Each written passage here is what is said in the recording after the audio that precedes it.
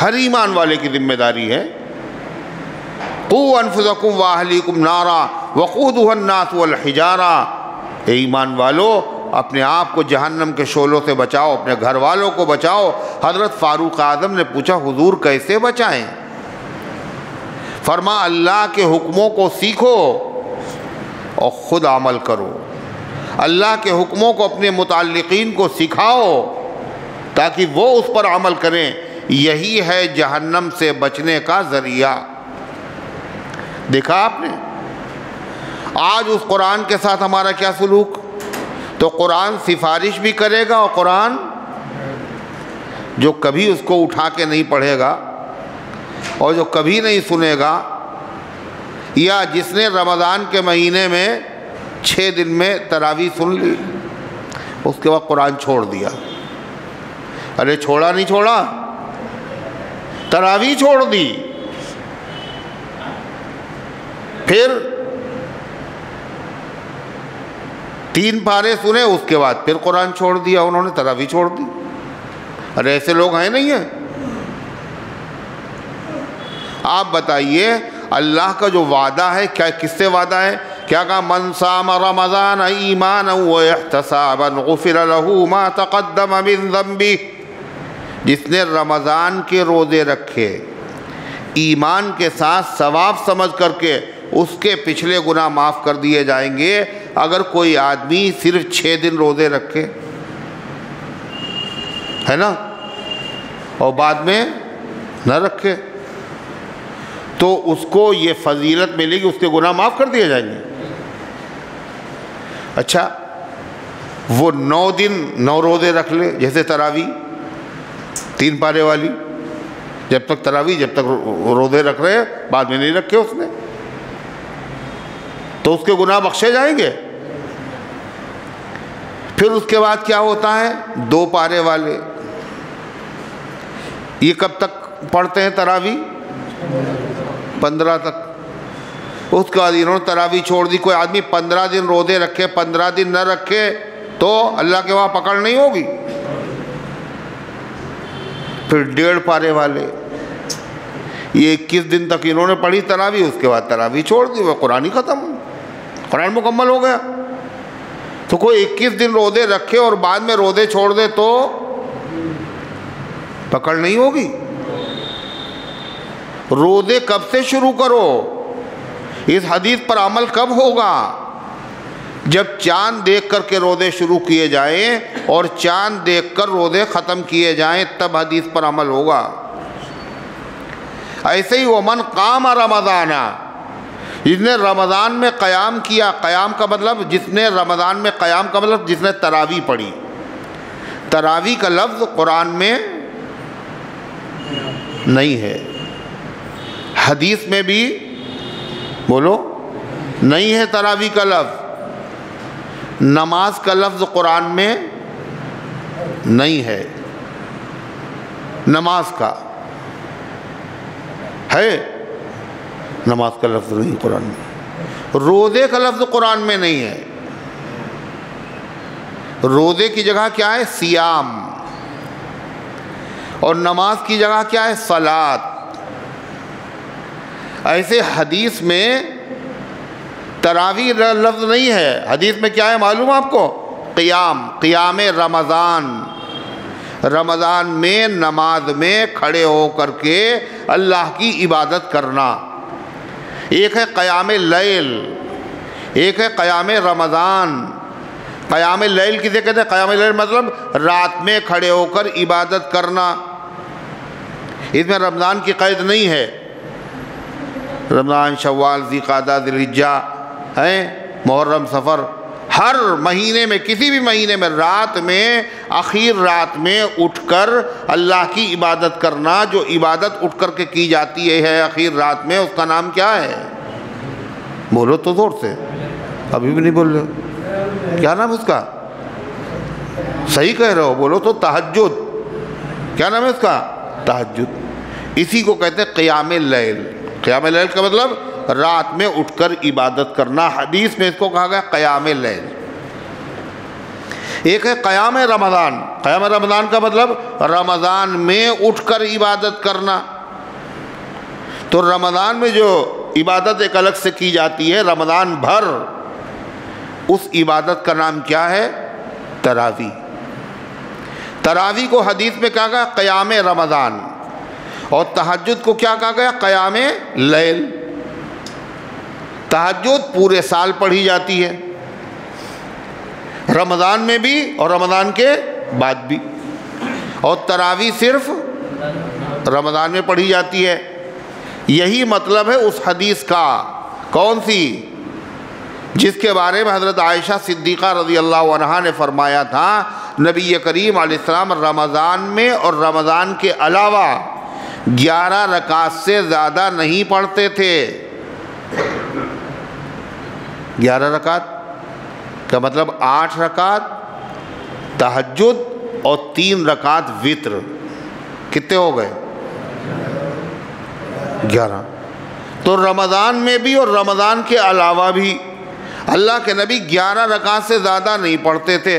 اس سے مراد کون سی نماز ہے جو رمضان میں بھی پڑھی جاتی ہے اور رمضان کے بعد بھی پڑھی جاتی پورے سال؟ وہ کون سی نماز ہے؟ تہجد، قیام لیل. اسی کو کہہ دیا تراویح کی 8 رکعت سے زیادہ نہیں ہے، حضور اس سے زیادہ نہیں پڑھتے تھے. ارے وہ قیام لیل کا ذکر ہے، قیام رمضان نہیں ہے. قیام لیل ہے وہ. اور قیام رمضان کا مطلب صرف رمضان کی عبادت. جو رمضان میں نماز پڑھی جاتی ہے، جس میں قرآن پڑھا جاتا ہے، وہ کیا ہے؟ اس کا نام ہے تراویح. وہ صرف رمضان ہی میں ہوتی ہے، تو اس کو کہتے ہیں قیام رمضان.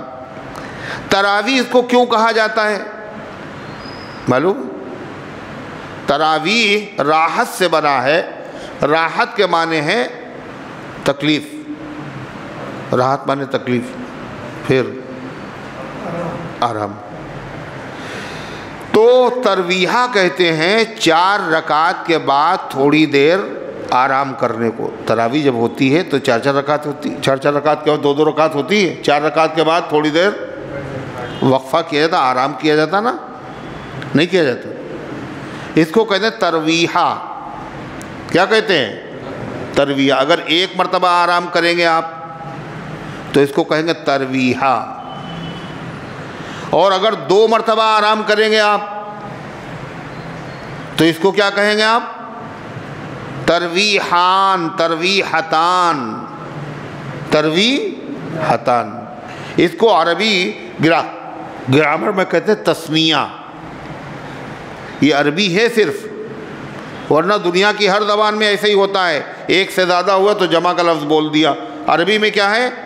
واحد، 1 کے لیے واحد. 2 ہے تو اسنان، اور 2 سے زیادہ ہیں اب اس کے لیے جمع کا لفظ آیا.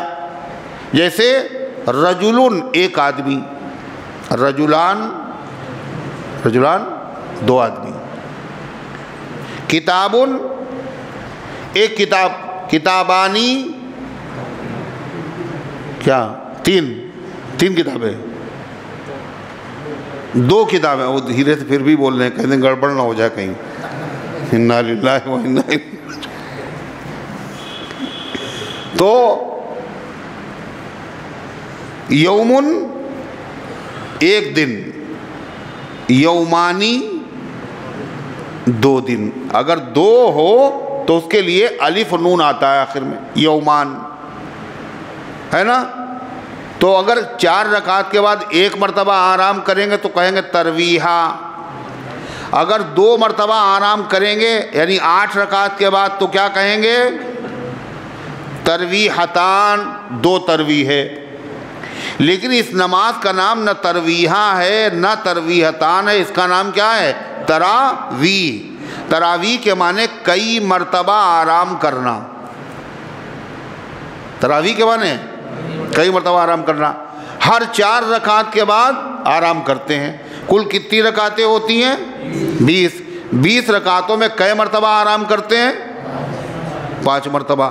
اسی لیے اس کا نام تراویح ہے. اس کا مطلب یہ ہوا کہ تراویح کی کتنی رکعتیں ہونا چاہیے؟ اگر 8 رکعت تراویح ہوتی تو اس کا نام پھر تراویح نہیں ہوتا. کیا ہوتا؟ ترویحتان، دو ترویح ہے نا، یہ ہوتا، اس کو تراویح کہا جاتا ہے۔ تو غرض کہ نبی کریم صلی اللہ علیہ وسلم نے فرمایا من قام رمضان ایمانا و احتسابا غفر لہ ما تقدم من ذنبہ، جس آدمی نے رمضان میں قیام کیا، تراویح پڑھی، کتنے دن؟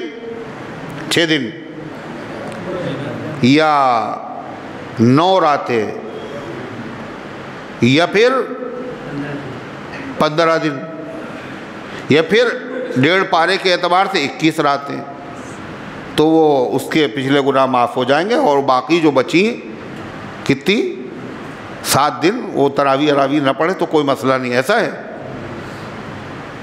جیسے روزے پورے مہینے ہیں، ایسے تراویح بھی پورے مہینے ہے۔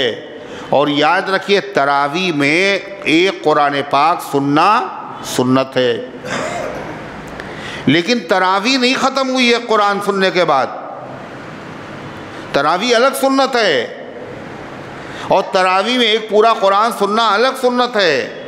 ایک سنت ادا ہو جاتی ہے لیکن دوسری سنت ابھی باقی رہتی۔ کب تک رہے گی یہ؟ جب تک کہ چاند نکلے۔ اب آپ بتائیے مسلمانوں کی اکثریت کیا کرتی ہے؟ رمضان میں قرآن مکمل ہونے کے بعد وہ لوگ مسجدیں چھوڑ دیتے، تراویح چھوڑ دیتے۔ ارے ہے یا نہیں؟ تو ایسے لوگ کیا ہیں؟ رمضان کے ناقدرے ہیں، ناشکرے ہیں۔ اللہ دینا چاہتا ہے، یہ ظالم اسے لینا نہیں چاہتے۔ اس سے بڑی ناقدری کیا ہوگی؟ تراویح کسی نبی کی امت میں نہیں تھی، قرآن کسی نبی کی امت میں نہیں تھا، یہ انعام اللہ نے اسی نبی کی امت کو دیا، مگر یہ امت کیا کتنی ناقدری۔ اس لیے اس کو رمضان کی اہمیت نہیں معلوم۔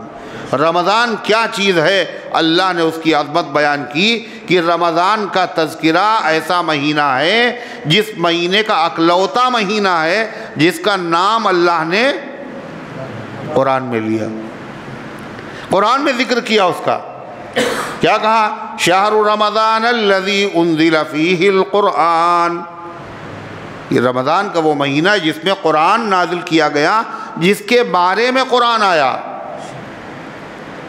یعنی جس کا تذکرہ قرآن میں آیا رمضان میں۔ یہ جس مہینے میں قرآن نازل کیا گیا، قرآن کے نزول کے لیے اللہ نے جس مہینے کو منتخب کیا ہے وہ مہینہ کون سا ہے؟ رمضان۔ قرآن عظمت والا، عظمت والی چیز کے لیے عظمت والی چیزیں منتخب کی جاتی ہیں، اس کے لیے رمضان کا انتخاب کیا۔ اور رمضان میں جتنی آسمانی کتابیں نازل ہوئیں سب رمضان ہی میں نازل ہوئی، اور ہر رمضان میں نبی کریم علیہ السلام کو جبریل علیہ السلام جتنا قرآن نازل ہو چکا ہوتا تھا پورا قرآن حضور سناتے تھے جبریل کو، اور جبریل کس کو؟ اللہ کے نبی کو سناتے تھے۔ حافظ لوگ جب تراویح سناتے ہیں تو اس سے پہلے کیا کرتے؟ کسی کو سنا لیتے ہیں، کسی کو پہلے سنا لیتے ہیں، اس کو کہتے ہیں دور۔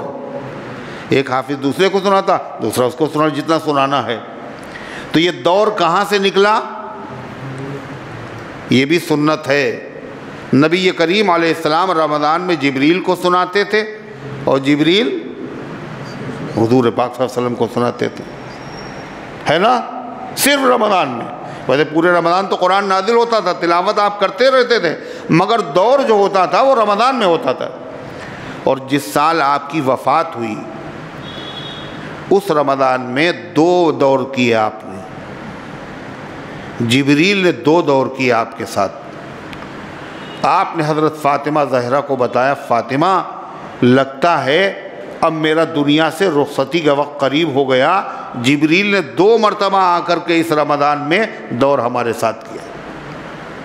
تو رمضان کی عظمت پوچھنا ہے تو اللہ سے پوچھو، اور رمضان کی عظمت پوچھنا ہے جو ان کے بعد بڑے ہیں، جناب محمد الرسول اللہ صلی اللہ علیہ وسلم، آپ سے پوچھئے اللہ کے نبی نے کیسے رمضان کی عظمت بتائی۔ آپ نے کیا کہا؟ آپ نے طرح طرح سے بتائی اس کی عظمت۔ سب سے پہلے تو حضور نے یہ کہا اذا جاء رمضان فتحت ابواب الجنہ، جب رمضان آتا ہے تو جنت کے دروازے کھول دیا جاتے ہیں، کوئی دروازہ بند نہیں رہتا۔ اچھا جنت میں کیا ہم لوگ چلے جاتے ہیں رمضان میں؟ بولو، رمضان میں تو ہم لوگ جائیں گے نہیں جنت میں۔ جب ہم جائیں گے نہیں تو جنت کے دروازے کھولنے سے فائدہ کیا؟ ارے ہے فائدہ؟ نہیں سمجھ میں آئی بات۔ رمضان کا مہینہ آتا، جنت کے دروازے کھول دیے جاتے ہیں اور جہنم کے دروازے بند کر دیے جاتے ہیں۔ تو جنت میں آدمی کب جائے گا؟ جب تک زندہ ہے، جب تک تو جائے گا نہیں۔ جائے گا مرنے کے بعد جائے گا، حساب کتاب کے بعد جائے گا۔ پھر یہ ہر سال رمضان میں جنت کے دروازے کیوں کھولے جاتے ہیں؟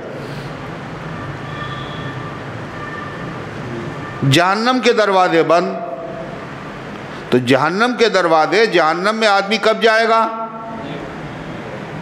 زندگی میں تو جائے گا نہیں۔ جائے گا پھر مرنے کے بعد، حساب کتاب کے بعد جنت و جہنم کے فیصلے ہوں گے، وہاں جائے گا۔ تو یہ ہر رمضان میں جنت کے دروازے بند،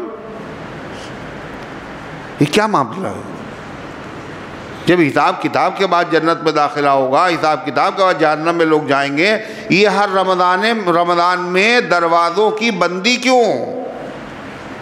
نوٹ بندی، گوشت بندی، اور رمضان میں جہنم کے دروازوں کی بندی، دروازے بند کیوں؟ کیا فائدہ؟ جب مرنے کے بعد ہی جائیں گے حساب کتاب، تو ہر رمضان میں کھولنے کی کیا ضرورت ہے؟ کہ اس کا مطلب سمجھو۔ اللہ کے نبی فرماتے ہیں جب رمضان آتا ہے تو اللہ تعالیٰ کی طرف سے جنت والے کام بندوں کے لیے آسان کر دیے جائے۔ یہ ہے جنت کے دروازوں کا کھل جانا۔ جہنم والے کام مشکل بنا دیے جاتے ہیں۔ یہ ہے جہنم کے دروازوں کا بند کیا جانا۔ وَنَادَى مُنَادِيًا، اور ہر رات میں ایک پکارنے والا پکار کے کہتا ہے کوئی خیر کا طلب کرنے والا، وہ آگے بڑھے، جس نے اس زمانے میں نیکیاں نہیں کمائی پھر وہ کبھی کما نہیں پائے گا۔ سیزن نہیں ہے۔ کیا کہا؟ عام دنوں میں کہ شیطان نماز نہیں پڑھنے دے رہا، شیطان نے بہکا دیا، شیطان نے سلا دیا، ہے نا؟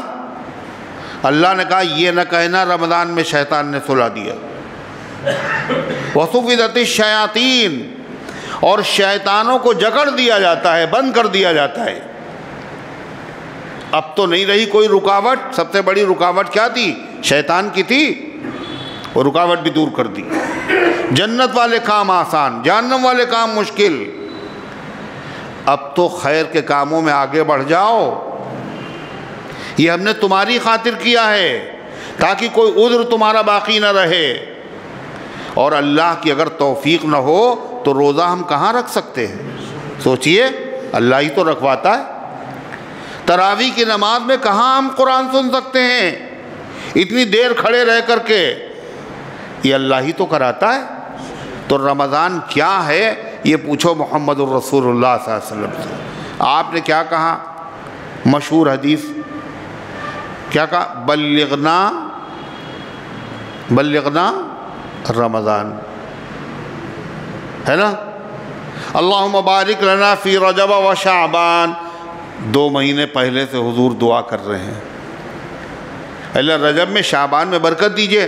وبلغنا رمضان، اے اللہ شعبان، رمضان ہم نے شعبان تک پہنچا دیا، اب تھوڑا فاصلہ ہے۔ کہاں؟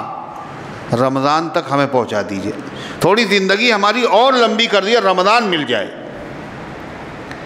یعنی رمضان اتنی بڑی نعمت ہے، اللہ کے نبی صلی اللہ علیہ وسلم دعا مانگ رہے ہیں تھوڑی اور برکت دے دیے، رمضان تک پہنچ جائیں۔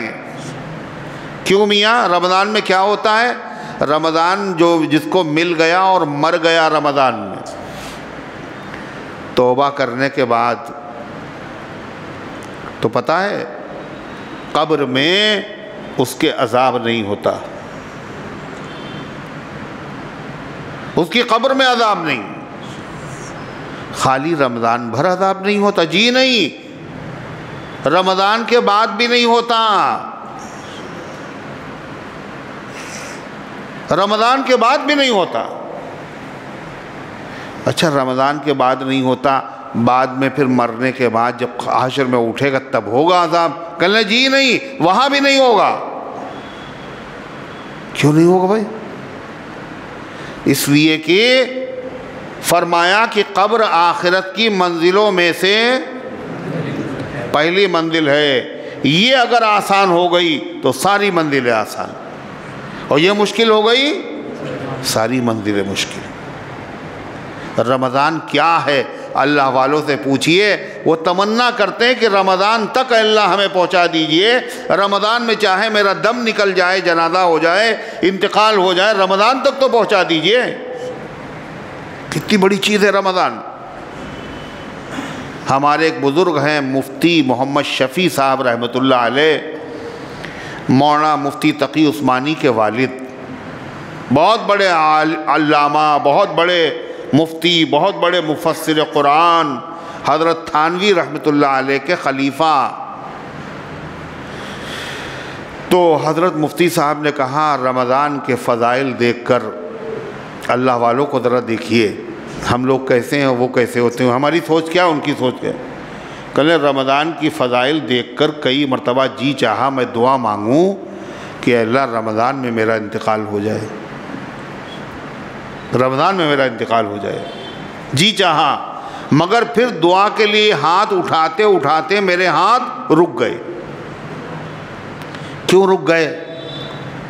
کا خیال یہ آیا کہ تمہارا تو فائدہ ہو جائے گا رمضان میں مرنے سے، لیکن رمضان میں اگر تم مر گئے تو تمہارے رشتہ داروں کو تمہاری وجہ سے کتنی تکلیف اٹھانا پڑے گی، کہاں کہاں سے غریب آئیں گے، ان کی سحری میں زحمت، افطار میں زحمت، روزے میں زحمت، اپنے فائدے کے لیے اتنے لوگوں کو زحمت میں مبتلا کرو، دعا نہیں کی۔ ہم لوگوں کا معاملہ اپنا فائدہ ہو، بھاڑ چولہے میں جائیں دوسرے لوگ، یہ اللہ والے اتنا خیال کرتے ہیں۔ اور جب کوئی اللہ تعالیٰ کے بندوں کا خیال کرتا ہے، یہ دین کی سمجھ کی بات ہے، مفتی تھے نا بہت بڑے، دین کی سمجھ کی بات ہے، جب کوئی اللہ کے بندوں کا خیال کرتا ہے تو اللہ تعالیٰ اس بندے کا خاص خیال فرماتا ہے۔ جیسی کرنی بولو، یہ تو مشہور ہے نا، جیسی کرنی ویسی بھرنی، اس کا مطلب سمجھے؟ جو کرو گے وہی تمہارے ساتھ ہوگا۔ مطلب اللہ کے بندوں کے ساتھ اگر آسانی پیدا کرو گے تو اللہ تمہارے کاموں میں مشکلیں پیدا کرے گا، آسانی پیدا کرے گا۔ اور ہر آدمی کیا چاہتا ہے؟ ہمارا کام جو ہے مشکل ہو جائے، ہے نا؟ ہر آدمی یہی چاہتا ہے، کام بنتے بنتے پھنس جائے، ہر آدمی یہی چاہتا ہے۔ میاں آسانی، حضرت مولانا ابرار الحق صاحب فرماتے تھے ہر آدمی تین چیزیں چاہتا ہے، کیا؟ میرا کام ہو جائے عجلت کے ساتھ، عجلت کا مطلب کام تو ہو مگر مرنے کے ٹائم پہ ہو، ہے؟ عجلت کا مطلب جلدی ہو جائے، عجلت کے ساتھ۔ دوسری چیز عزت کے ساتھ ہو، کام ہو اور بے عزتی نہ ہو، خدا کرے، اور کام بھی ہو جائے، کام تو ہو گیا مگر اس نے سب کے سامنے ذلیل کر دیا ہے۔ ہر آدمی چاہتا تین چیزیں ہیں، اس کا کام ہو عجلت کے ساتھ، دوسری چیز عزت کے ساتھ، تیسری چیز کام تو ہو جائے مگر جان نکل جائے، یعنی مشکل کے ساتھ ہو، یہ چاہتا ہے، نہیں سہولت کے ساتھ۔ ہر آدمی تین چیزیں چاہتا ہے، اس کا کام ہو عجلت کے ساتھ، جلدی ہو جائے، عزت کے ساتھ ہو اور سہولت کے ساتھ ہو۔ تو کہ تمنا بہت بڑی ہے مگر کام تم چاہتے نہیں ہو عزت کے ساتھ تمہارے کام ہو، اور تم چاہتے نہیں سہولت کے ساتھ تمہارے کام ہو، اور تم چاہتے ہو نہیں کہ جلدی تمہارے کام بن جائیں۔ کیسے؟ کہ اللہ کے بندوں کے ساتھ یہی معاملہ شروع کر دو، اس کو مزدوری دینا ہے تو 2-4 دن ٹلا کے دو، ارے جلدی دے دو تو تمہارا کام بھی جلدی ہو جائے گا۔ کسی آدمی کو کوئی کام لینا ہے، اس کام کے اندر آسانی پیدا کر دو کہ اچھا یہ تمہیں پیسے دینا ہے، اور اگر تم نہ دے پاؤ تو 4 دن کے بعد، چلو بھائی 10 دن کے بعد پھر دے دینا، 2 قسطوں میں دے دینا۔ آسانی پیدا ہوئی ہے نا؟ آسانی پیدا کرو گے تو آسانی تمہارے ساتھ ہوگی۔ اور اگر کسی کی عزت کرو گے تو دنیا میں ذلیل ہو جاؤ گے تم، عزت کرو گے تو عزت پاؤ گے۔ حدیث میں آتا ہے کہ اگر کوئی مسلمان کسی بوڑھے آدمی کی عزت کرے، کس کی؟ بولو، کس کی؟ بوڑھے آدمی کی کرے۔ اچھا بوڑھا آدمی کوئی بھی ہو، بڑھاپا ہے، اس کی عزت کرے تو حدیث میں آتا ہے اسے کیا ملے گا؟ جیسی کرنی ویسی بھرنی، یعنی فرمایا یہ آدمی مرے گا نہیں جب تک بوڑھا نہیں ہوگا، یعنی ضمانت مل گئی کیا؟ یہ جوانی میں نہیں مرے گا، اب یہ جلدی اس کو موت نہیں آئے گی۔ کب آئے گی؟ اس نے بوڑھے کی عزت کی تھی، یہ بڑھاپے کی عمر کو پہنچے گا، اور اس نے بوڑھے کی عزت کی تھی تو اس زمانے کے لوگ اس کی بڑھاپے میں عزت کریں گے۔ میاں کتنی بڑی چیز بتاؤ، کتنے پیسے خرچ ہوں گے اس میں؟ 10,000 روپے نا کسی کی عزت کرنے میں، ہے بڑھاپے میں عزت کر رہے ہو۔ اس کا مطلب کیا ہوا؟ رحمت حق بہان امی جوید، اللہ کی رحمت تو بندوں کو نوازنے کے لیے بہانے تلاش کر رہی۔ اور کیا ہوا بھائی؟ ہم نے کیا کیا؟ کچھ بھی تو نہیں کیا، اتنی لمبی عمر بھی مل گئی، عزت بھی مل گئی۔ تو جیسا آدمی کرے گا اس کے ساتھ ویسے ہی معاملہ ہوگا۔ اللہ تعالی ہم سب کو دین کی حقیقت سمجھنے کی توفیق عطا فرمائے۔ اسی لیے دیندار ہونا اور ہے اور دین کی سمجھ والا ہونا اور ہے۔ انہوں نے کیا کہا؟ رمضان کی مرنا کی فضیلت بہت ہے، چلو دعا کر لیں اللہ رمضان میں موت دے دے۔ پھر کیا سوچا؟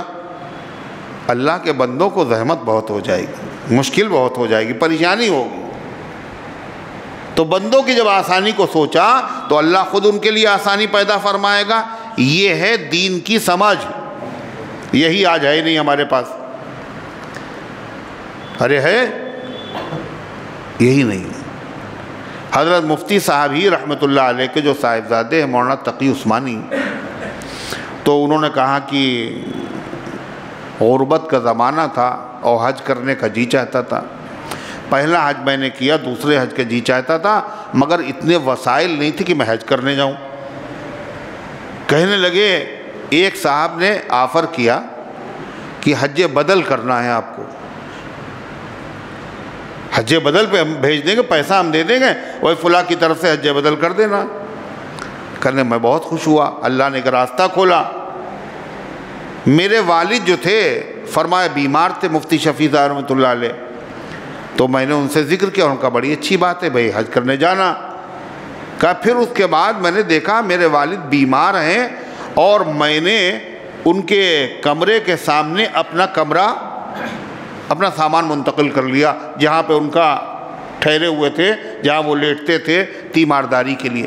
حالانکہ بہت سے ان کے تیماردار تھے اور بھی بھائی تھے ان کے، تو کہا لیکن میں نے اپنے والد کی خدمت کے لیے بیماری کے زمانے میں اپنے سامان کو ان کے کمرے کے سامنے والے کمرے میں شفٹ کر دیا، اور میں خدمت کرتا رہا۔ ایک دن میرے والد نے پوچھا، ارے تم تو حج بدل کے لیے جانے والے تھے، سننے والی بات ہے، تم تو کہہ رہے تھے ہم حج بدل کے لیے جا رہے ہیں، گئے نہیں تم؟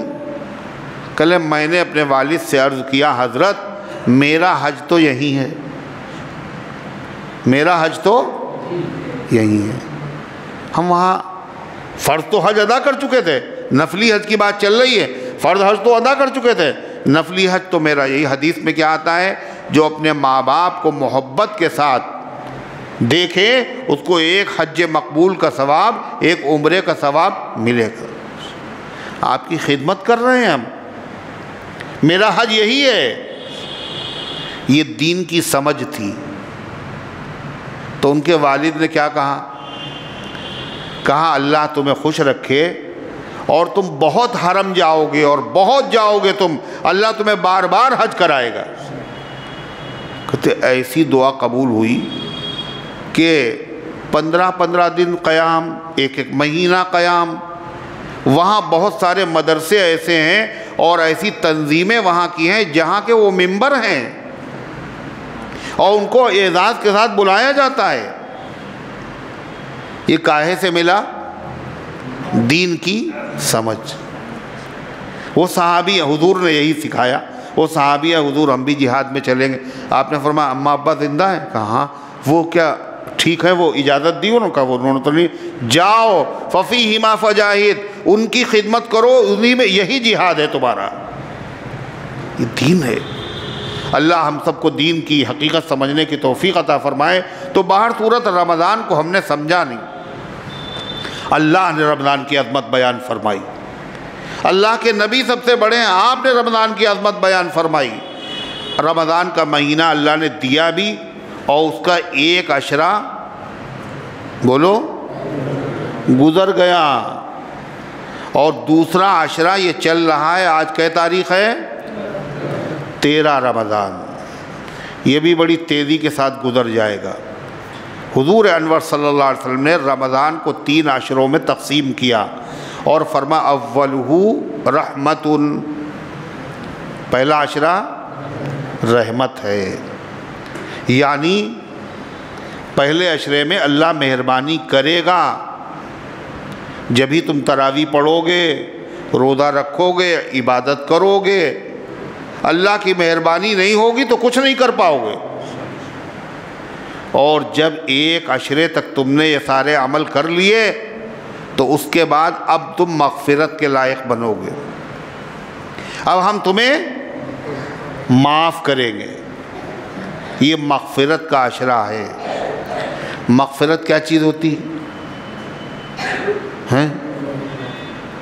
گناہوں کی معافی۔ مغفرت کیا ہے معلوم آپ کو؟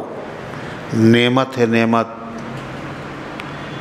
مغفرت نعمت ہے، اور چھوٹی موٹی نہیں۔ دوسرا عشرہ مغفرت ہے، مغفرت بہت بڑی نعمت ہے۔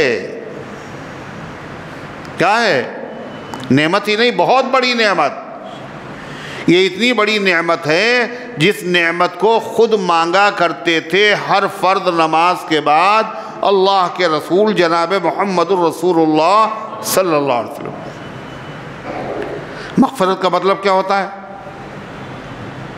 کیا مطلب ہوتا ہے؟ بخش دینا، معاف کر دینا، ہے نا؟ یہی تو ہوتا ہے۔ تو صاحب بخشوائے وہ جو گنہگار ہو، معافی وہ مانگے جس نے غلطی کی ہو، ہے توبہ وہ کرے جس نے گناہ کیے ہوں۔ یہ مطلب ہم لوگ سمجھتے ہیں، یہ غلط ہے، دین کی سمجھ نہیں ہمارے پاس ہے۔ اللہ کے رسول صلی اللہ علیہ وسلم سے کوئی گناہ ہوا؟ بولیے، ہر نبی معصوم ہوتا ہے، اور آپ تو سید المعصومین ہیں، آپ خاتم المعصومین ہیں، آپ کے بعد عصمت ختم، کوئی معصوم نہیں ہوگا۔ اور کیا کہا خدا، کیا کہہ چکا ہے؟ لِيَغْفِرَ لَكَ اللَّهُ مَا تَقَدَّمَ مِن ذَنبِكَ وَمَا تَأَخَّرَ، آپ کے اگلے پچھلے سب معاف۔ اولا تو نبی گناہوں سے معصوم، جن کو آپ گناہ سمجھتے ہیں وہ بھی معاف ہیں۔ پھر حضور کیوں کہہ رہے ہیں استغفر اللہ؟ بولو بھائی، پھر اللہ کے نبی کیوں کہہ رہے ہیں اے اللہ میں مغفرت چاہتا ہوں، اے اللہ میں مغفرت چاہتا ہوں، اے اللہ میں مغفرت چاہتا ہوں؟ ہر فرض نماز کے بعد 3 مرتبہ اللہ کے پیغمبر علیہ السلام کیا مانگتے تھے؟ بولو، مغفرت مانگتے تھے۔ اچھا کیوں مانگتے تھے حضور؟ اس کا مطلب خالی گناہوں کی معافی کے لیے نہیں ہے، یہ بہت بڑی اللہ تعالیٰ کی نعمت ہے۔ اللہ تعالیٰ نے اپنے نبی سے کہا آپ مغفرت مانگا کیجئے۔ قرآن میں کیا کہا؟ اذا جاء نصر اللہ والفتح ورأیت الناس يدخلون فی دین اللہ افواجا فسبح بحمد ربک واستغفرہ انہ کان توابا۔ جب اللہ کی مدد آئے، مکہ فتح ہو جائے، لوگوں کو دین میں فوج در فوج دیکھتے داخل ہوتے ہوئے دیکھ لیں، آپ اللہ کی حمد بیان کیجئے، تسبیح کیجئے، واستغفرہ، اور اللہ سے مغفرت طلب کیجئے۔ تو کیا مطلب ہوا؟ جب دین کا کام مکمل ہوئے تو مغفرت طلب کریں آپ، یعنی ایک تو نبی معصوم، سید المعصوم، اور پھر کام بھی پورا ہو گیا، اللہ سے ملاقات کے لیے جانا ہے، کہا تحفہ میرے لیے لے کے آنا میرے پاس۔ وہ تحفہ کیا ہے؟ بولو، مغفرت ہے۔ اگر گناہ ہوں گے تو معاف ہو جائیں گے مغفرت سے، اور اگر ہمارے گناہ نہیں ہیں تو مغفرت سے نقصان نہیں ہوگا بلکہ درجے اور بلند ہو جائیں گے، اور درجوں کی بلندی کی ضرورت ہر آدمی کو ہے، نہیں ہے؟ اسی لیے اللہ کو یہ ادا بڑی پسند ہے۔ اللہ کے نبی صلی اللہ علیہ وسلم کہتے تھے، اور اس کے علاوہ صحابہ، ارے صحابہ سب کے سب جنتی ہیں نہیں ہیں؟ بولو، ہیں؟ سب جنتی ہیں۔ اللہ قرآن میں کہہ چکا کُلًّا وعد اللہ الحسنى، خالی جنتی نہیں، جنتیوں کو جو سب سے آخر میں نعمت دی جائے گی اللہ نے دنیا میں صحابہ کو دے دی، وہ آخر میں کیا ملے گا جنتیوں کو؟ جنت میں سب سے آخر میں کیا چیز ملے گی؟ جو جنت کی تمام نعمتوں کی جان اور روح ہے، وہ کیا ہے؟ اللہ کی رضا، اللہ کا دیدار، یہ سب سے آخر میں اللہ جنتیوں کو دے گا۔ اور یہ نعمت اللہ نے محمد الرسول اللہ صلی اللہ علیہ وسلم کے صحابہ کو دنیا میں عطا کر دی، رضی اللہ عنہم ورضوا عنہ۔ ان کی پیروی کرنے پر جنت کا وعدہ ہے، مگر ان صحابہ کی صفت اللہ کیا بیان کرتا ہے معلوم آپ کو؟ کانوا قلیلا من اللیل ما یہجعون وبالاسحار ہم یستغفرون۔ یہ نبی کے صحابہ رات میں بہت کم سوتے ہیں۔ کیا کرتے ہیں بھائی؟ کیا کرتے ہیں؟ رات میں یہ بہت کم سوتے ہیں، تو کیا کرتے ہیں رات میں ہی پھر؟ کیرم قلم میں ہیں؟ کیا کرتے ہیں پھر؟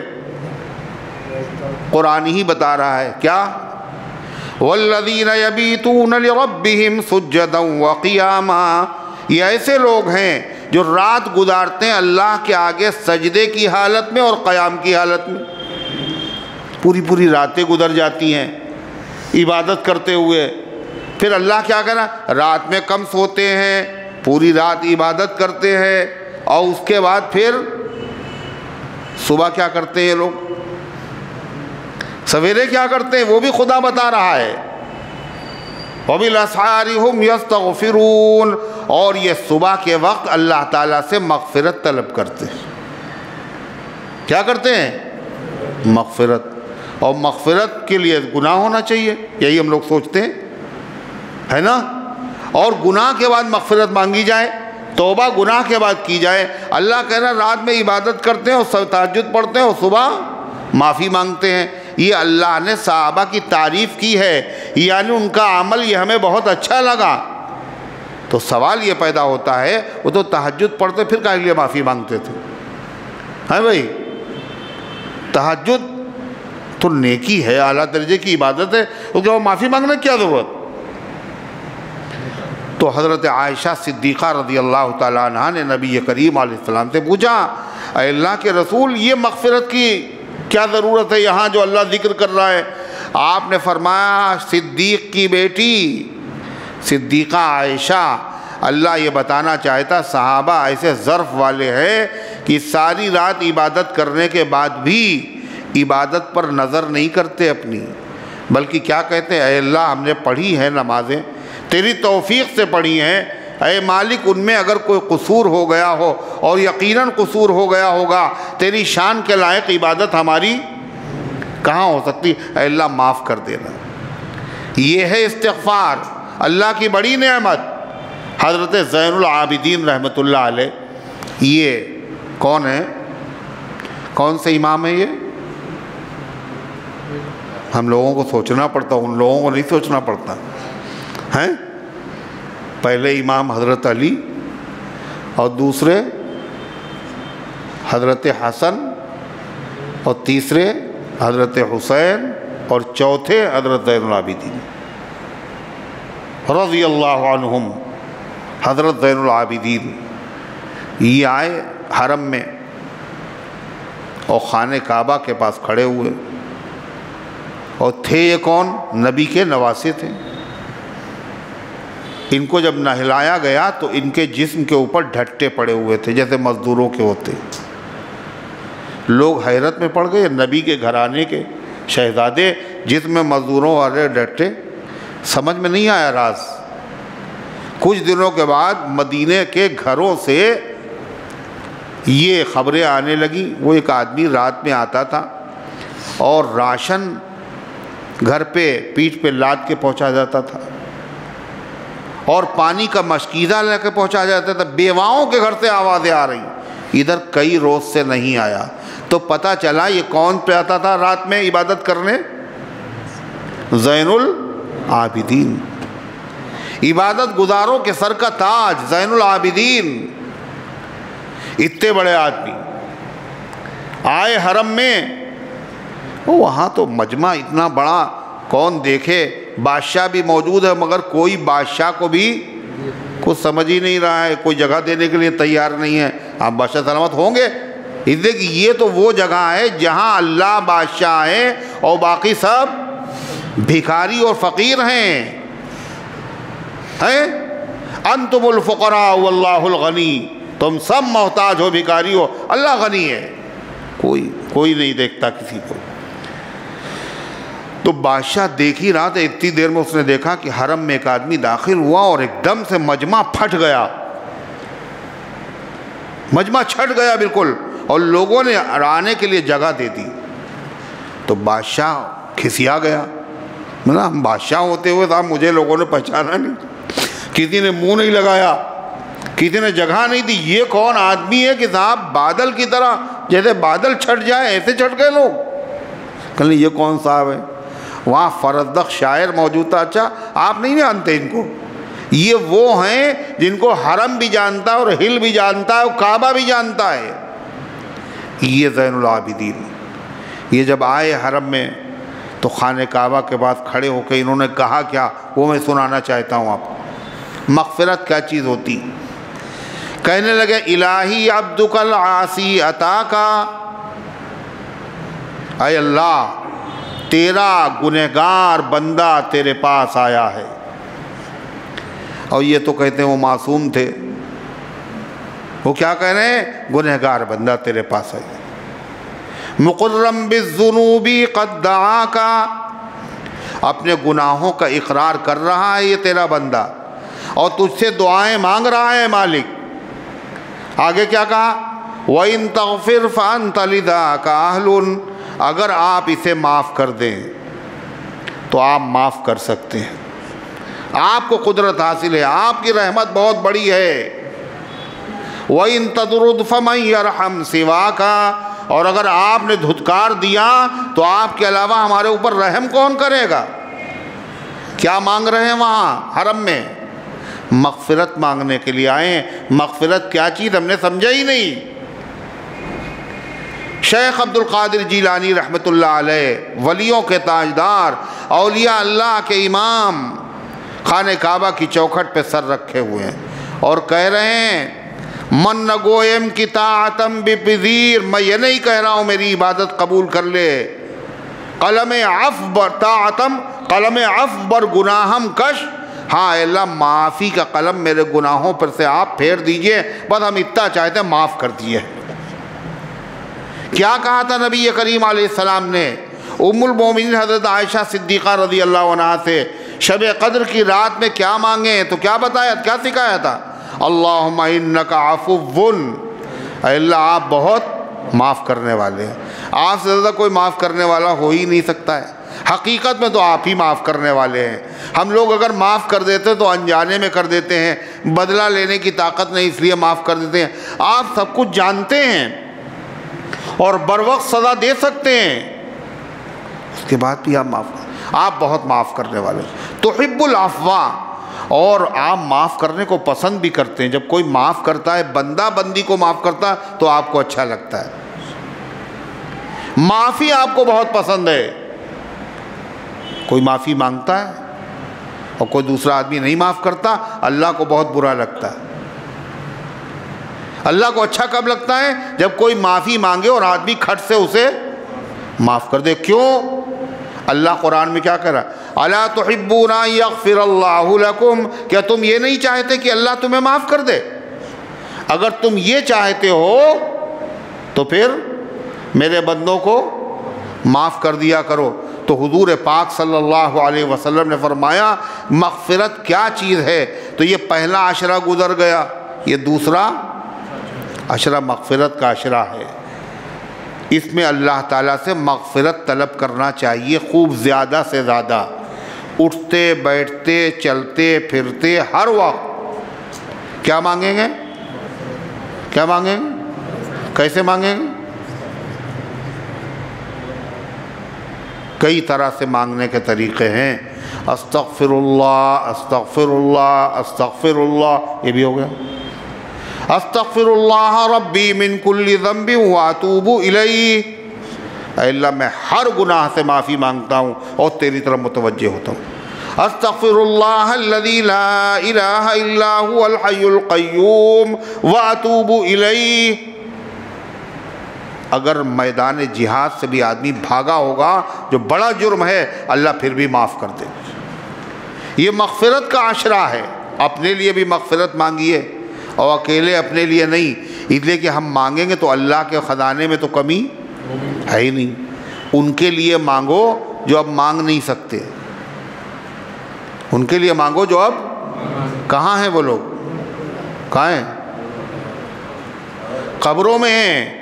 نئے کپڑے آپ بنائیں گے اپنے لیے، نئی گھڑیاں، نئے صوفے، ہر چیز لیں گے آپ، بچوں کی خوشی، مگر اپنے مرحومین کو بھی یاد کرو، ان کو بھی تحفہ دے دو، ان کو تحفے کی زیادہ ضرورت ہے۔ ان کے لیے سب سے بڑا تحفہ کیا ہے؟ مغفرت کی دعا۔ کیا ہے؟ مغفرت کی دعا، ان کو بھی یاد رکھو۔ تو فرما دوسرا عشرہ مغفرت ہے، یہ وہی عشرہ چل رہا ہے۔ قرآن کے اندر اس کی عظمت بیان کی گئی۔ قرآن کریم کو سمجھنا، قرآن کو پڑھنا، قرآن کو دیکھنا سب عبادت ہے، اور رمضان سے قرآن کا خاص تعلق و خاص رشتہ ہے۔ یہاں آپ کاہے کے لیے بیٹھے ہوئے ہیں؟ رات میں تراویح سنتے ہیں آپ، اور دن میں آپ یہاں کیا کرنے آئے ہیں؟ قرآن سننے آئے ہیں، قرآن سمجھنے کے لیے آئے ہیں، قرآن پاک کے معانی اور مطالب کو سمجھنے کے لیے آئے ہیں۔ اور اللہ کے نبی نے فیصلہ کر دیا، خیرکم من تعلم القرآن وعلمہ، تم میں کا اچھا آدمی وہی جو قرآن سیکھے یا پھر سکھائے۔ الحمدللہ حضور نے کہا حضور تو سچے ہیں، آپ کی بات سچی ہے، یہ سب سے اچھا کام ہے۔ اللہ نے توفیق عطا فرمائی ہے، اللہ اپنی رحمت سے اس کو قبول بھی فرما لے۔ میں نے قرآن پاک کی جو آیتیں پڑھی ہیں مختصر طور پر اس کا ترجمہ سنیں۔ قرآن کیا تھا؟ صحابہ کو پتہ تھا قرآن، ہے نا؟ جوہری جانتا ہے، ہیرا کیا ہوتا ہے؟ اللہ جانتا ہے، اللہ نے نازل کیا، رمضان منائے، نبی جانتے، صحابہ جانتے قرآن۔ تو صحابہ نبی کے پاس بیٹھے ہوئے تھے اور جانے کا ارادہ تھا کہ اب جائیں حضور کے پاس، بہت دیر سے بیٹھے ہوئے ہیں، اب اپنے اپنے گھروں پہ جائیں۔ تو ایک دم سے حضرت عمر فرماتے ہم نے دیکھا کہ ایسی آواز آنے لگی جیسے شہد کی مکھیوں کی بنبناہٹ ہوتی ہے، اور جب ایسی آواز آتی تھی یہ الارم تھا، یہ علامت تھی، نشانی تھی کہ حضور پر قرآن نازل ہو رہا ہے. ہم نہیں سمجھ رہے ہیں، مکھیوں کی جیسی آواز آ رہی، اللہ کے نبی سمجھ رہے ہیں. تو جیسے ہی ہم نے دیکھا، ہم سب لوگ جانا چاہتے تھے مگر ہم سب لوگ رک گئے. کاہے کے لیے؟ اس شوق میں دیکھیں اللہ کا تازہ تازہ پیغام کیا آیا ہے، اللہ تعالیٰ کا نیا پیغام کیا، نیا حکم کیا آیا ہے. قرآن کی وہ کون سی آیتیں جو ابھی نازل ہوئی ہیں، ذرا ہم سن کے جائیں. تھوڑا رک گئے. یہ تھا صحابہ کا قرآن سے عشق. فرماتے وہ کیفیت ختم ہوئی تو دیکھا نبی کریم علیہ السلام قبلے کی طرف منہ کر کے بیٹھے اور دعا کے لیے آپ نے ہاتھ اٹھائے. اور آپ نے دعا کیا کی وہ سنیے. آپ نے فرمایا اللہم زدنا ولا تنقصنا، اے اللہ ہمیں زیادہ سے زیادہ دیجئے، ہمیں کم نہ دیجئے. زیادہ دیجئے، کم نہ کیجئے. اور کیا کہا آپ نے؟ آتنا ولا تحرمنا، اے اللہ ہمیں خوب عطا فرمائیے، ہمیں محروم نہ کیجئے. تیسرا جملہ اکرمنا ولا تہنا، اے اللہ ہماری عزتوں میں اضافہ کیجئے، ہمیں ذلیل نہ ہونے دیجئے.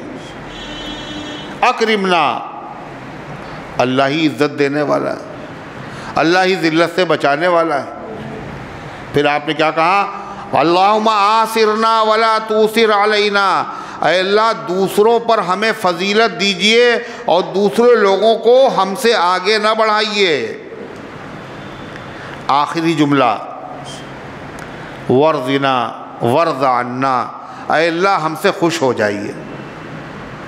تھوڑا سا فاصلے کے ساتھ بیٹھیں تو بہت اچھا رہے گا. آگے جگہ دکھ رہی ہو پھر بھی بیٹھے ہیں جیسے لگتا ہے کہ کسی کا انتظار ہو. انا للہ و انا، بہت گرمی ہے کیا؟ تو کیا بتایا؟ اے اللہ ہم سے آپ خوش ہو جائیے.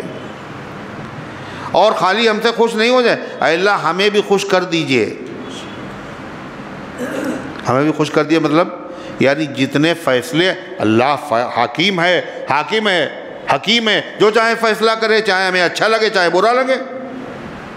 اے اللہ ہمیں آپ خود بھی خوش ہو جائیے اور ہمیں بھی خوش کر دیجئے. اے اللہ یعنی ہماری مرضی کے مطابق اے اللہ ایسے ایسے فیصلے ہو جائے جو ہماری مرضی، ہماری چاہت کے مطابق ہو، اور جو بھی آپ کا حکم ہو ہم اسے خوش دلی سے قبول کر لیں.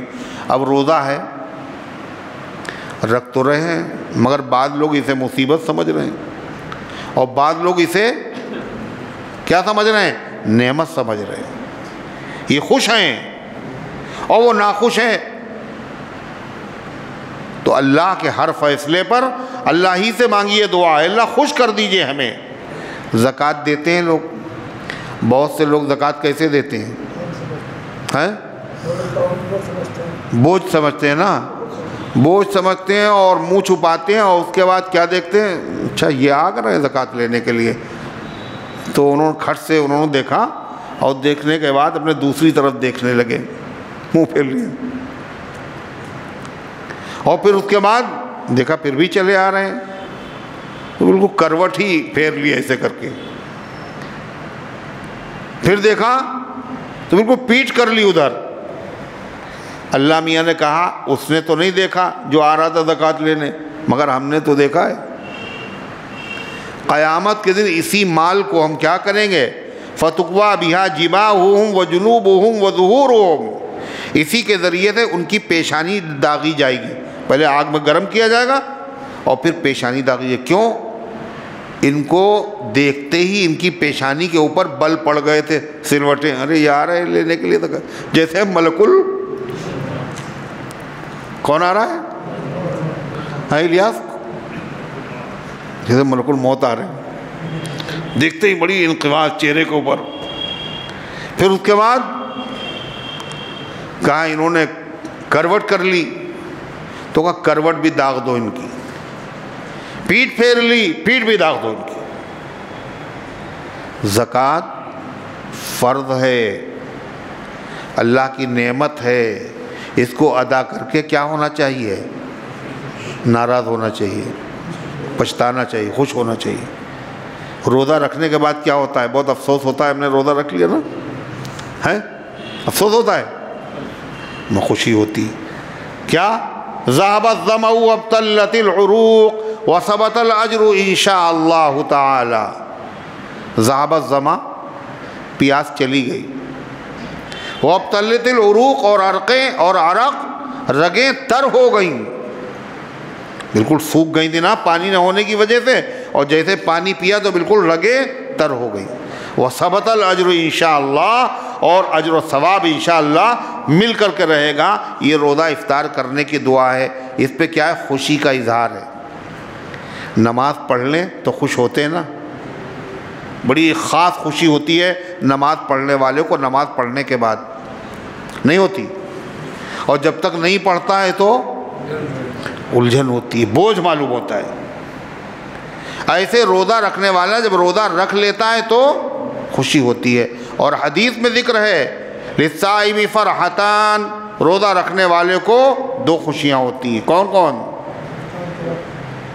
فرحۃ عند فطرہ وفرحۃ عند لقاء الرحمن، ایک روزہ کھولنے کے وقت خوشی ہوتی ہے، اس کا کوئی اندازہ ہی نہیں کر سکتا جس نے کبھی روزہ نہ رکھا ہو، ایسی خوشی۔ اور ایک اللہ سے ملاقات کے وقت خوشی ہوگی، قیامت کے دن جب کہا جائے گا اچھا اتنا ہنگامہ اور یہ سب پریشان ہیں، اور عرش اعظم کے سائے کے نیچے ان کو بٹھا دو اور دسترخوان لگا دو اور باب الریان سے جنت میں ان کو پہنچا دو، کتنی خوشی ہوگی۔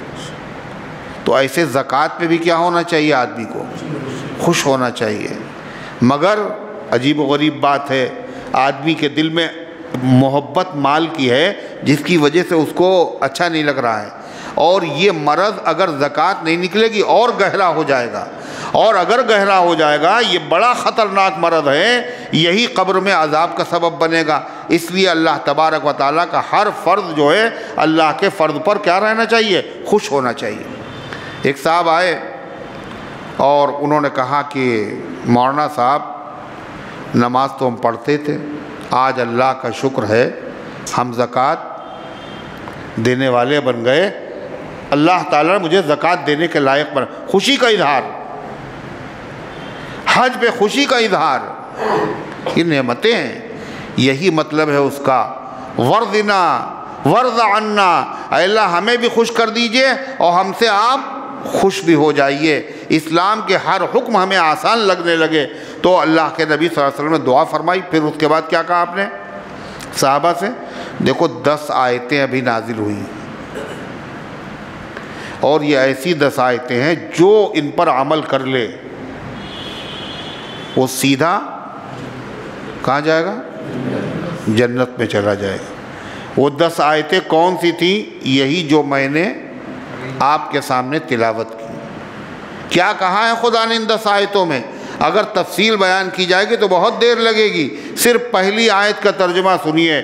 قد افلح المؤمنون الذین هم فی صلاتهم خاشعون،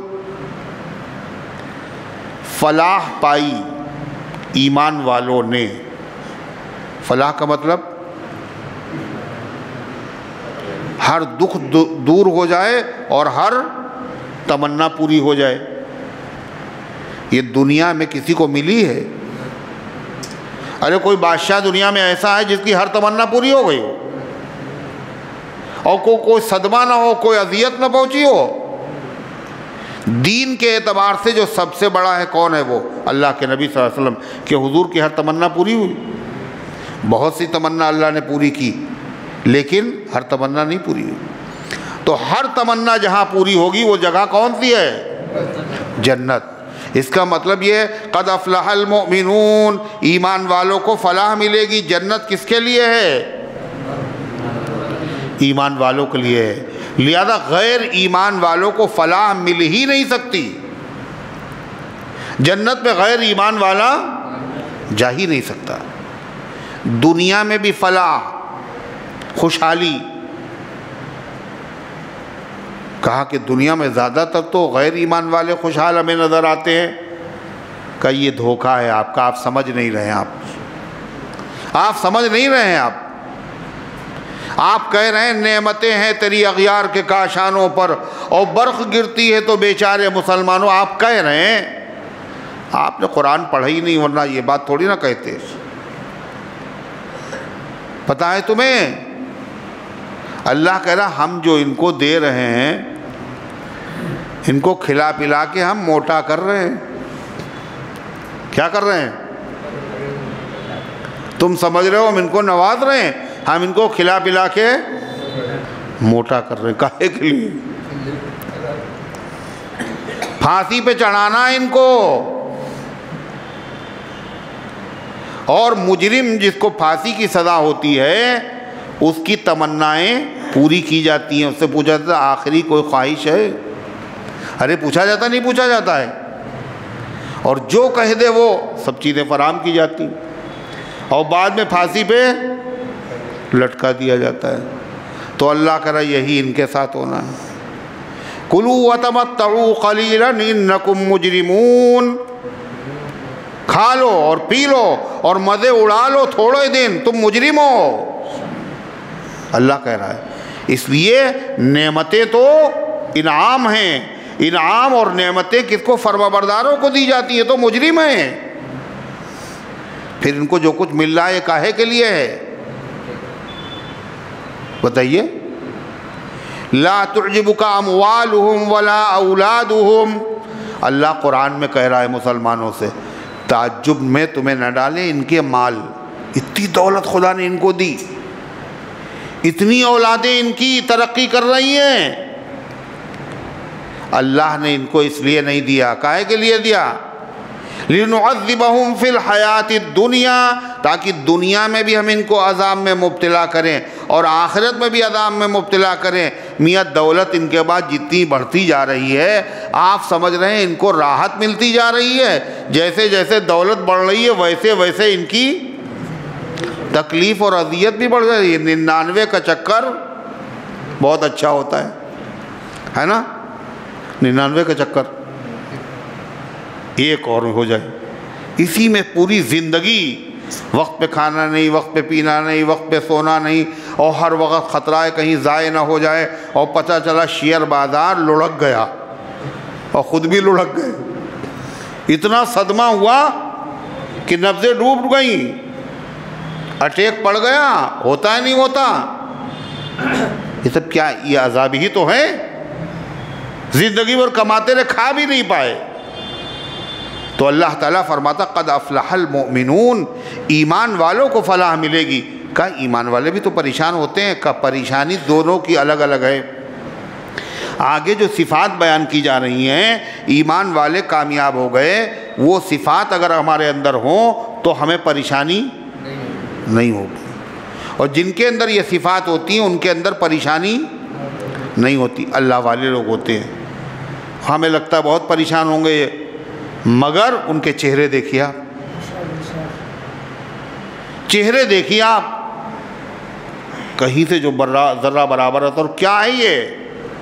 کہا یہ غم جو ان کے ہیں یہ چاروں طرف ہیں، مگر دل کے اندر ان کے غم داخل نہیں ہوتا۔ جیسے واٹر پروف گھڑیاں، چاروں طرف پانی دکھ رہا ہے مگر اندر نہیں جا رہا ہے۔ اللہ والوں کے دل کیا ہوتے ہیں؟ غم پروف ہوتے ہیں۔ وہ ایک بزرگ کے پاس وہ ایک ہیرا آ گیا۔ کیا چیز؟ کیا چیز ہے؟ کوئلہ؟ ہیرا کیا ہوتا ہے؟ اچھا، بہت قیمتی چیز، یہ سونے سے بھی زیادہ قیمتی ہوتا ہے نا، مگر اس پر زکوٰۃ نہیں ہوتی ہے سونے سے قیمتی، زکوٰۃ نہیں ہے اس پہ، ہے اللہ کا حکم، مگر کوئی اس لیے ہیرا خریدے زکوٰۃ نہ دینا پڑے، یہ تو انتہائی خباثت ہوگی۔ اگر وہ ہیرے کا کاروبار کرتا ہے تو ہے زکوٰۃ۔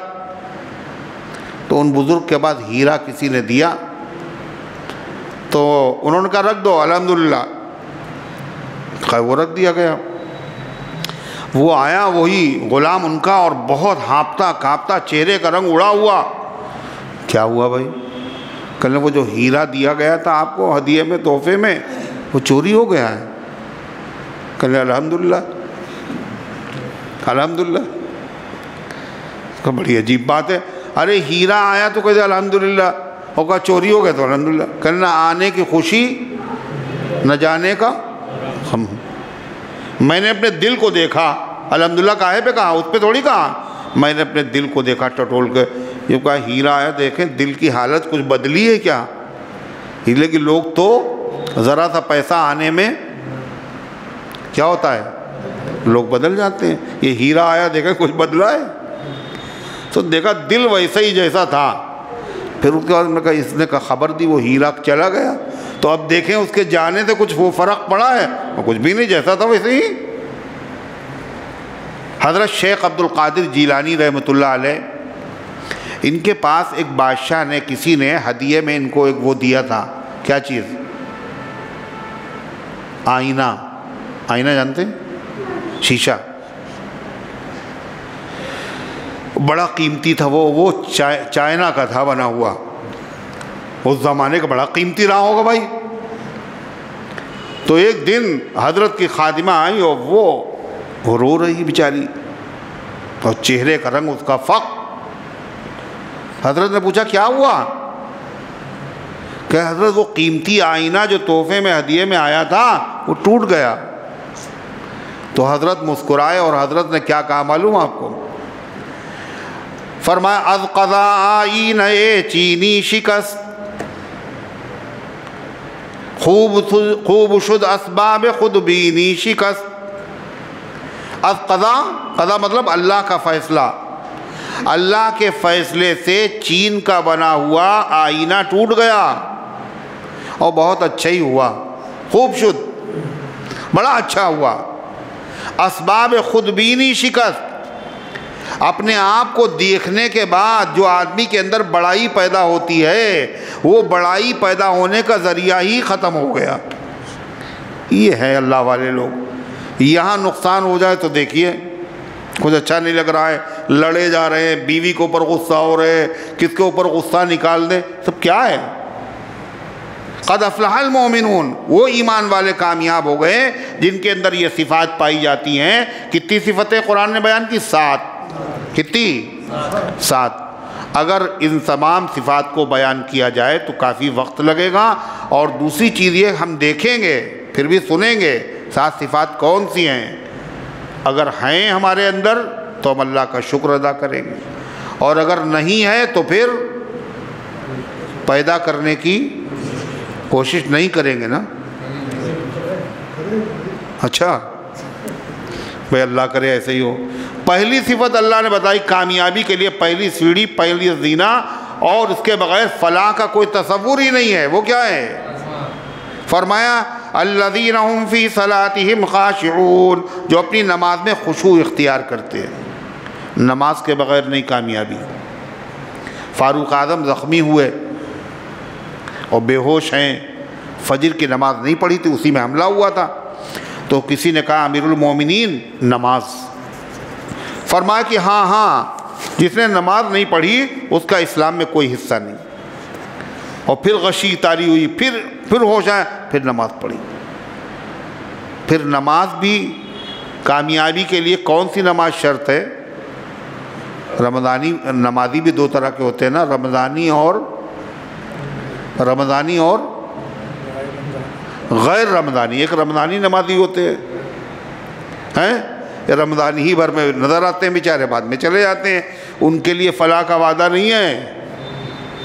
مستقل نماز پڑھنے والے دوسرے وہ نمازی جو کون سے ہوتے ہیں؟ 8 کھاٹ اور 360۔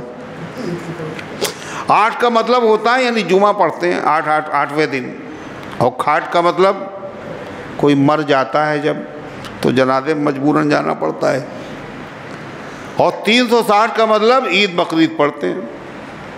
یہ ان کے لیے وعدہ نہیں ہے مستقل نمازی ہوں کا۔ مستقل نمازی تو ہم سب لوگ ہیں، مسجد میں بیٹھے ہو ماشاءاللہ، کہ نمازی تو ہیں، مگر نمازی کیسے ہوں یہ بھی تو دیکھو۔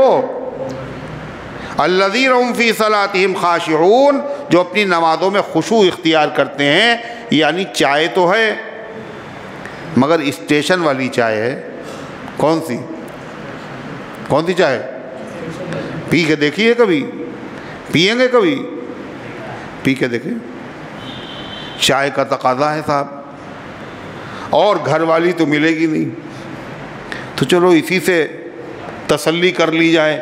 اتنی بدمزہ۔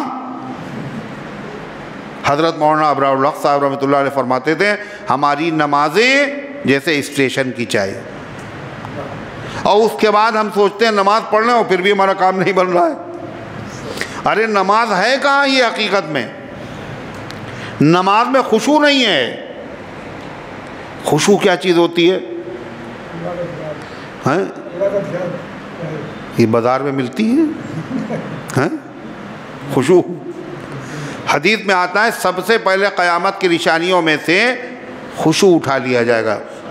مسجدیں بھری ہوں گی لیکن خشوع کسی آدمی کے دل میں نہیں ہوگا۔ ہزاروں آدمی ہیں، رکعتوں میں کنفیوز ہو گئے۔ تراویح کی نماز 3 رکعت ہوئی یا 4 ہوئیں، پریشان ہے سب، کسی کو یقین نہیں۔ کوئی ایک آدمی یقین سے نہیں کہہ رہا کہ نہیں صاحب 3 ہوئی ہیں۔ ہزاروں آدمیوں میں، یعنی سب کی نماز اسٹیشن کی چائے، کسی کو یاد نہیں۔ بس ایک آدمی جو ہے اس نے کہا جی ہاں 3 ہوئی ہیں، چوتھی کا سوال ہی نہیں پیدا ہوتا۔ ہم کہہ رہے ہیں پورے یقین کے ساتھ۔ کہہ لیں وہ کیسے ہے؟ کہا 4 دکانیں ہیں میری، اور ہر دکان کا حساب 1 رکعت میں ہوتا ہے۔ 3 کا حساب آیا ہے ابھی، 1 کا باقی ہے، چوتھی کا سوال ہی نہیں پیدا ہوتا۔ آپ بتائیے ایسی نمازیں اگر ہوں گی تو ان پر فلاح اور کامیابی ملے گی۔ اللہ ہم سب کے حال پر رحم فرمائے۔ لیکن مختصر سی بات سنیے، فرمایا کہ خشوع کسے کہتے ہیں؟ اللہ کے علاوہ کا خیال دل میں جان بوجھ کر نہ لانا۔ غور سے سنو، اللہ کے علاوہ کا خیال دل میں نماز پڑھنے کے دوران جان بوجھ کر نہ لانا۔ ایک ہے جان بوجھ کر نہ لانا، ایک ہے آنا، اور ایک ہے لانا۔ آنا خشوع کے خلاف نہیں ہے، لانا خشوع کے خلاف ہے۔ اسی سے وہ مسئلہ بھی حل ہو گیا۔ جو کیا کہتے ہیں یہ دیوبندی لوگ، یہ وہابی، یہ اللہ کے نبی صلی اللہ علیہ وسلم کی شان میں بڑی گستاخی کرتے ہیں۔ یہ کہتے ہیں اگر حضور کا خیال آ جائے نماز میں تو نماز نہیں ہوتی، اور بھیڑ بکری کتے کا خیال آ جائے تو ہو جاتی۔ بتائیے کتنی توہین کر رہے ہیں، ان کو پتہ ہی نہیں ہے۔ نماز میں خیال کا آنا اور خیال کا لانا دونوں میں فرق ہے۔ خیال کے آنے کو کوئی آدمی روک نہیں سکتا، اور جو چیز روک نہیں سکتا ہے بندہ، اللہ تعالیٰ نے اس کے کرنے کا بوجھ بھی اس پر نہیں رکھا ہے۔ اب کوئی آدمی آپ سے کہے کہ یہ ڈھیلا ہے، رات بھر اگر آپ عبادت کریں تو یہ سونے کا ہو جائے گا صبح فجر کے وقت، سحری کے وقت، لیکن ایک شرط ہے۔ کیا شرط ہے؟ بندر کا خیال نہ آنے پائے، بندر کا خیال نہ آنے پائے۔ تو بندر کا خیال اب روک کے دکھائیے، آپ روک ہی نہیں پائیں گے۔ آپ جب سوچیں گے تو پھر وہی، تو یہ خود بخود جو خیالات آ رہے ہیں یہ خشوع کے خلاف نہیں ہے۔ خشوع کے خلاف کیا ہے؟ غیر اللہ کا خیال لانا، اور اس کے علاوہ نماز کے اندر حرکتیں کرنا جن سے اللہ کے رسول صلی اللہ علیہ وسلم نے منع فرمایا ہے، جو نماز کے وقار کے خلاف ہیں، نماز کی عظمت کے خلاف ہیں، جیسے ناک میں انگلی ڈالنا ہے، کان میں انگلی ڈالنا، کھجلانا، اور پھر ناک میں انگلی ڈال کے باہر نکال کے دیکھنا۔ بعض ظالم ایسے بھی ہیں، بعض ایسے ہیں جو فون بجا گھنٹی تو پہلے انہوں نے جیب سے موبائل نکالا نماز میں، پھر دیکھا ہے کس کا، پھر اس کے بعد اسے کاٹا۔ اور بعض ایسے بھی جاہل ہیں، نماز میں فون آ گیا تو اس کے بعد انہوں نے ریسیو کر لیا اور کہا کہ میں نماز میں ہوں، اور پھر نماز شروع، یعنی نماز خراب ہی نہیں ہوئی ان کی۔ اسی مسجد کا واقعہ ہے یہ، آپ سوچ رہے فرضی بات نہیں ہے، اسی مسجد کا واقعہ ہے یہ۔ انہوں نے صاحب فون ریسیو کیا، اس کا کہا میں نماز میں ہوں، اور اس کے بعد پھر آگے نماز جاری۔ یہ کیسی نماز ہے جو کسی چیز سے ٹوٹتی نہیں، اتنی مضبوط، جیسے بی بی تمیزہ کا وضو۔ حضرت تھانوی رحمۃ اللہ نے لکھا کہ ایک صاحب آئے، ایک بزرگ، انہوں نے واعظ کہا اور نماز کی تلقین کی لوگوں کو، اور کہا کہ لیکن دیکھو نماز پڑھنا اور بغیر وضو کے نماز نہیں ہوتی ہے۔ تو کہا وضو تو ہمیں آتا نہیں۔ کہا اچھا ہم وضو کرائے دیتے ہیں۔ تو انہوں نے وضو کرایا، تمیزہ ایک خاتون تھی، ان کو وضو کرایا۔ 1 سال کے بعد پھر حضرت تشریف لائے، پھر بیان کیا، اور اس کے بعد فرمایا بھائی ہم نے نماز کے لیے کہا تھا آپ لوگ نماز پڑھ لیں، کہاں پڑھ لیں؟ اے تمیزہ بی بی آپ بھی پڑھ لیں؟ کہا ہاں پڑھ لیں۔ کہا وضو بھی کرتی ہو؟ کہا کرایا تو تھا آپ نے پچھلے سال۔ اب پچھلے سال جو وضو کرایا تھا اس کے بعد پیشاب پاخانہ پورے سال بھر ہوتا رہا، اور مگر وضو ان کا ٹوٹا نہیں۔ بات بھی کر لی موبائل سے اور پھر بھی نماز جاری۔ اللہ کے بندو مذاق نہ کرو، یہ سب خشوع کے خلاف ہے۔ انگلیاں چٹکھانا، ادھر ادھر دیکھنا، کپڑوں کو بار بار سنبھالنا، یہ سب کیا ہے؟ خشوع کے خلاف ہے۔ اور بہت سے دیندار لوگ یہ کام کرتے ہیں۔ ایک صاحب کو اللہ کے نبی صلی اللہ علیہ وسلم نے دیکھا، وہ داڑھی میں ایسے ایسے انگلی ڈالے ہوئے ہیں، تو آپ نے فرمایا لو خشع قلب ھذا لخشعت جوارحہ، اگر اس آدمی کے دل میں خشوع ہوتا تو اس کے ہاتھوں میں خشوع ہوتا۔ دل میں اگر خشوع ہوگا تو ہاتھ پیر بھی اپنی جگہ کے اوپر رہیں گے۔ یعنی آپ 26 جنوری میں دیکھیے، آپ 15 اگست کو جو پریڈ ہو رہی ہے، اس میں جو رجمنٹ وغیرہ آ رہی ہیں، فوجیں مظاہرے جو کر رہے ہیں، سلامی دے رہے ہیں، ان کو آپ نے دیکھا؟ ان میں کتنے لوگ ایسے ہیں جو اپنا کرتا اپنی وردی سنبھالتے ہیں، اور کتنے لوگ کھجلاتے ہیں؟ دیکھا کسی کو کان میں انگلی ڈالتے ہوئے دیکھا ہے؟ پوری دنیا دیکھ رہی ہے، بالکل ایک دم سے رائٹ ٹائم، کتاب حاکم کے سامنے کھڑے ہوئے ہیں، پوری دنیا دیکھ رہی، سلامی دے رہے ہیں۔ یہ سب سے بڑے حاکم کے سامنے کھڑے ہوئے ہیں ہم، اور جمائیاں آ رہی ہیں، کبھی اس پیر پہ کبھی اس پیر پہ، عجب حال ہے۔ یہ خشوع والی نہیں ہے۔ حضرت صدیق اکبر اور حضرت زبیر عبداللہ ابن زبیر، ان کی نمازوں کے بارے میں آتا تھا، ایسا لگتا تھا جیسے لکڑی گڑی ہوئی ہو، حرکت ہی نہیں ہو رہی کوئی اس میں، ایسی ہوتی ہیں نمازیں۔ ہم لوگوں کی نمازیں ایسی نہیں ہیں۔ اللہ تعالی ہم سب کو نماز سنت کے مطابق پڑھنے کی توفیق عطا فرمائے۔ جو آدمی سنت کے مطابق پڑھے گا تو اس میں خشوع ہوگا۔ اور نہ معلوم کتنی غلطیاں پہلے زمانے میں لوگ پوچھتے تھے، نماز میں مولانا یہ ہو گیا، کیا مسئلہ ہے؟ اب بتائیے، اتنا ترقی کا زمانہ ہے، اتنے پڑھے لکھے لوگ ہیں، کوئی ایک آدمی مسئلہ پوچھنے نہیں آتا۔ ایسا لگتا ہے کہ سب وہی مشینی دور کے بچے جیسے نہیں ہیں، بڑے ایڈوانس۔ ایسا لگتا ہے دین کے مسائل میں بھی بڑے ایڈوانس ہو، سارے مسئلے ان کو معلوم ہوں۔ حضرت مفتی شفیع صاحب رحمۃ اللہ علیہ فرماتے تھے 60 سال ہو گئے فتوے لکھتے ہوئے، اور آج بھی نماز میں کبھی ایسی صورت پیش آ جاتی ہے مجھے کتاب اٹھا کے دیکھنا پڑتا ہے نماز ہوئی یا نہیں ہوئی۔ اللہ ہم سب کے حال پر رحم فرمائے، فکر نصیب فرمائے، ان گزارشات کو قبول فرمائے، عمل کرنے کی توفیق عطا فرمائے۔ اللہم صلی علی سیدنا وعلی آل سیدنا کما تحب و ترضى عدد ما تحب و ترضى۔ اللہم انت السلام و منک السلام تبارکت یا ذا الجلال والاکرام۔